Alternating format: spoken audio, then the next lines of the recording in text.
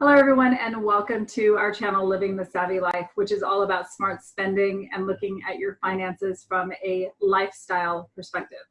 My name is Melissa Tosetti, and this is my colleague. Hi, I'm Kevin Gibbons. And today, I actually asked Kevin to share a story with you. This is something that I knew about Kevin for years and years and years, but it wasn't until earlier this week that I heard the first part, the catalyst of the story. And so I asked him to share it with you because I found it fascinating. So Kevin, now with that intro, go for it. All right. Well, I don't have the genesis of the story is I don't have a TV. And to be more accurate, I don't have a TV connection.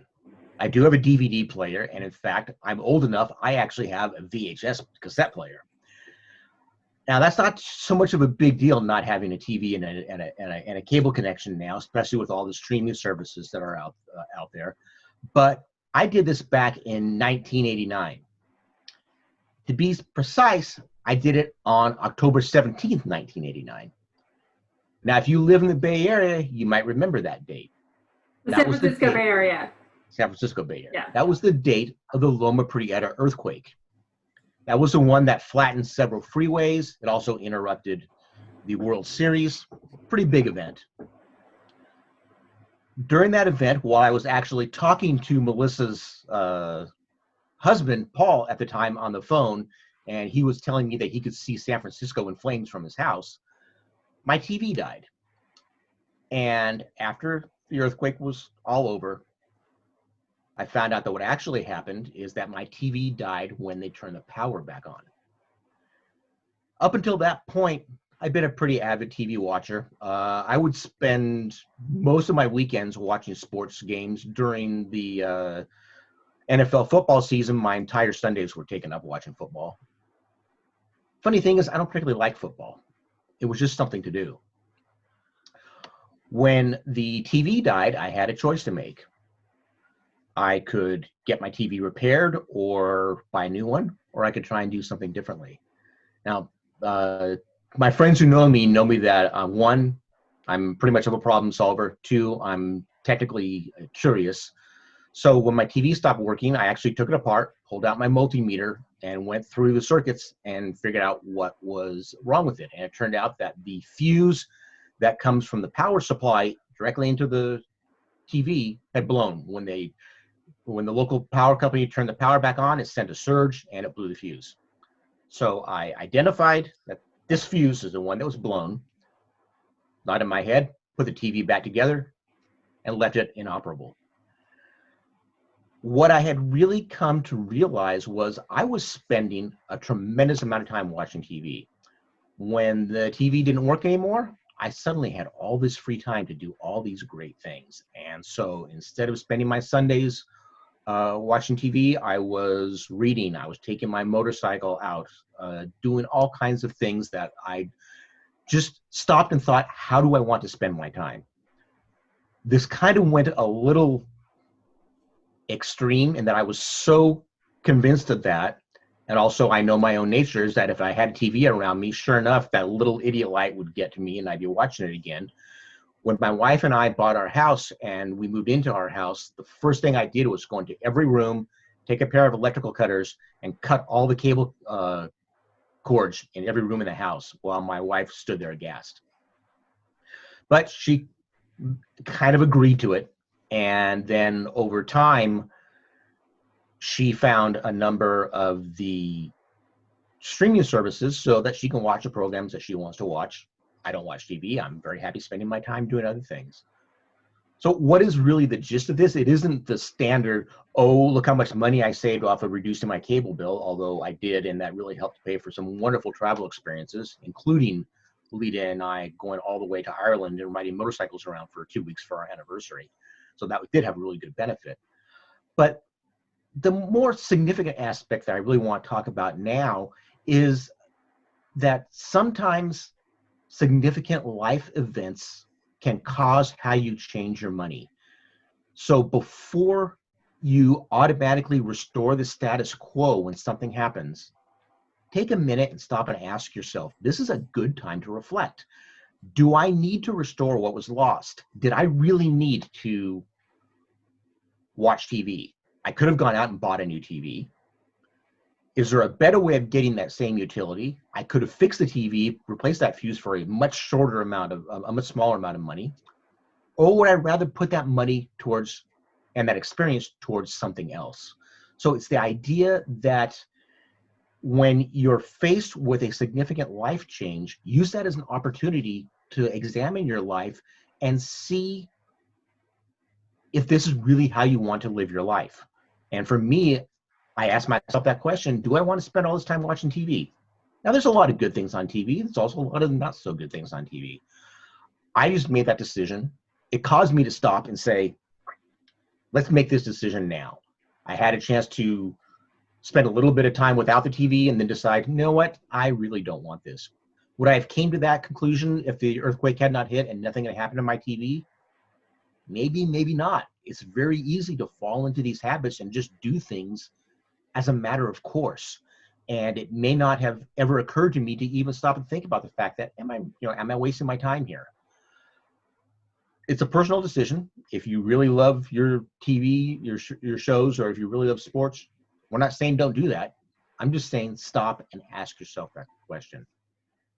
One of the things that I found that really came out of this is what to do by habit and what not to do by habit. Now, at the Savvy Life, we're real big proponents of doing things by habits. We have sections in the book we wrote called, what are the savvy money habits? We work in depth with clients to give them plans that take the brain power out of making a lot of decisions and creating these habits so that they're easy to implement, that you can do things matter-of-factly and these things get done without you having to think about it. So what is a way to view this? The way that I view it is that I like to make tasks habits, but I try to make my life directions purposeful. All right, so I'll say that again. If it's a task, make it a habit so you can execute it without thinking about it.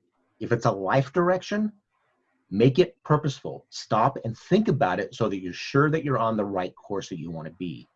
Kevin, do you mind making some examples of what those life habits are? Sure. Sorry, those events.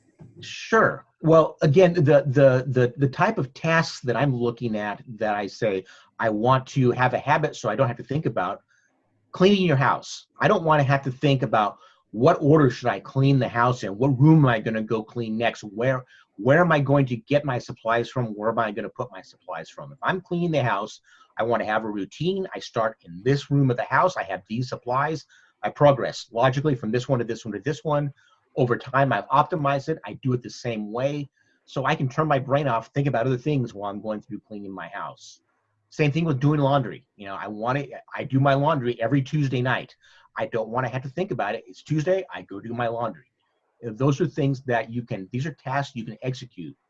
Paying your bills, one of the things that Melissa and I really work hard with clients is to set up habits for paying bills so that it becomes very easy and predictable and it doesn't become a burden. So these type of activities that are really tasks that can be accomplished with little brain power and don't change and really aren't life significant, create a habit for those, fire and forget.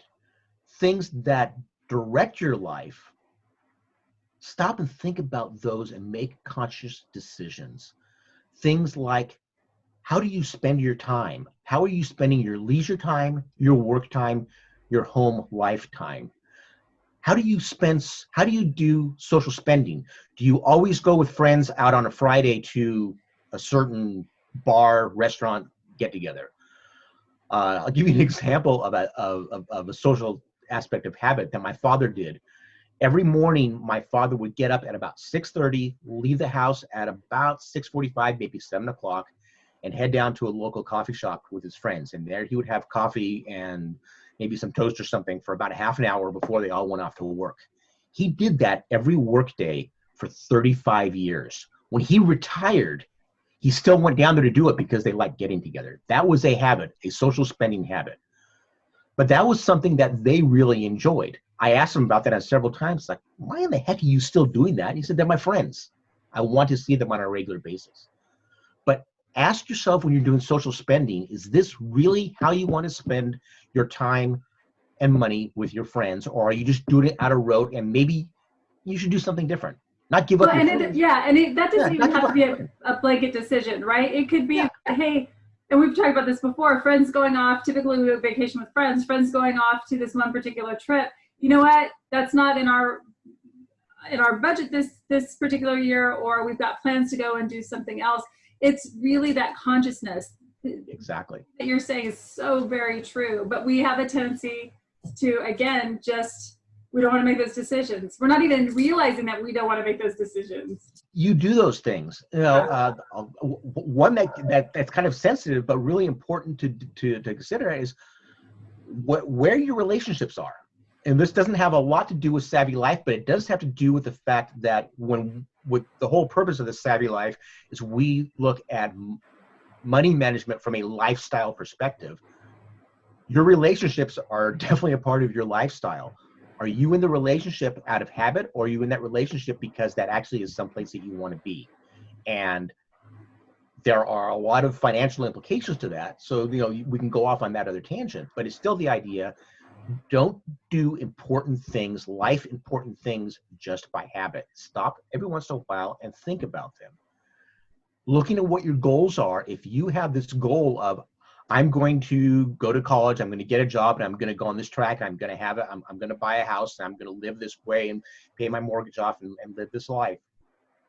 Stop every so often and see, are you living your life by habit, or are you living your life because this is what you really want to accomplish? And so I think that that's really key. So flip that around again. Make tasks habits so that they're simple and easy to execute. Make life directions purposeful so that they're meaningful and you're living the life that you want to lead. The last thing that I'll say on this subject is to audit yourself.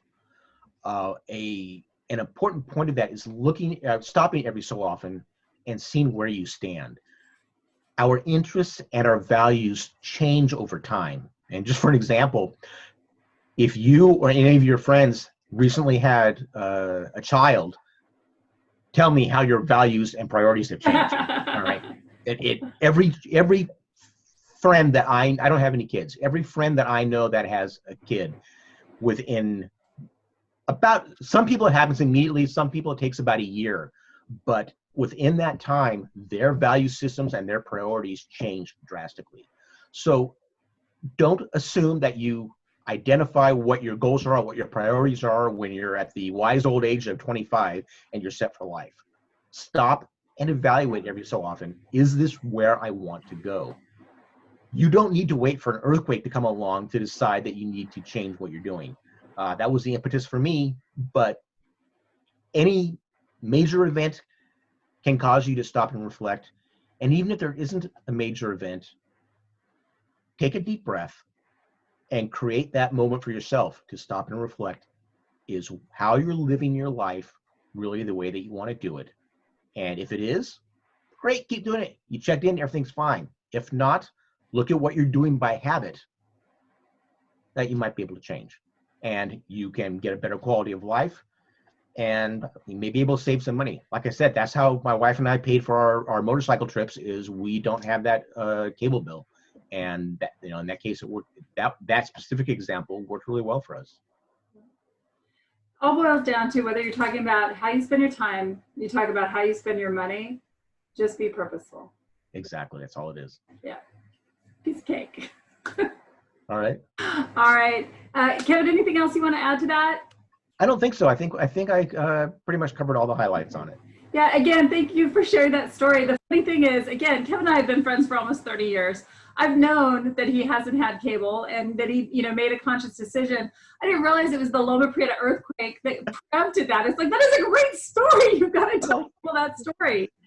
So, and by the way, I lived in Fresno, California. I was 170 miles away on the other side of Fresno when the Loma Prieta earthquake hit. It was so strong that far away. I was debating going under my desk in the, it was like a minute and a half It was a long quake. Earthquake. Yeah. So Yeah. it was, to say it was impactful is an understatement. And glad that we are on the other side of that and all earthquakes secure now. That's me knocking on wood. Anyway, you guys, thank you so much for joining us, for listening to Kevin's story. Check us out at thesavvylife.com if you want to learn more. We've got articles on there. We've got over 50 videos here on our channel, so you can check those out as well. And we're on Instagram, LinkedIn, Facebook, and Twitter if you want to connect with us on social media.